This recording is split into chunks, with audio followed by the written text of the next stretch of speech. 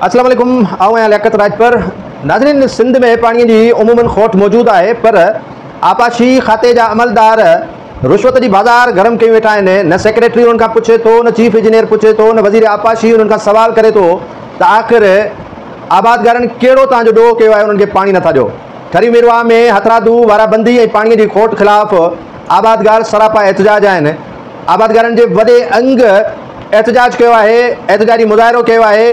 उन्होंने चयो आहे त सावड़ी शाख, कलरा माइनर, डोडाणू शाख में हथरादू पानी की खोट है। इरिगेशन अमलो गैर कानूनी तौर पर शाखू बंद कराए असांजा फसल तबाह करण चाहे तो। हिननि चयो त शाखुनि में पानी न हुजण करे जोपायो माल पिण मरी रहियो आहे ऐं ठरी मिरवा केनाल में पानी फुल और टॉप हुजण बावजूद भी शाखुनि में वारी उॾामी रही है। हिननि आला अख़्तियारनि खां त इहो मुतालबो थींदो रहंदो आहे, पर अमल थिए न। मुतालबो हर को करे तो।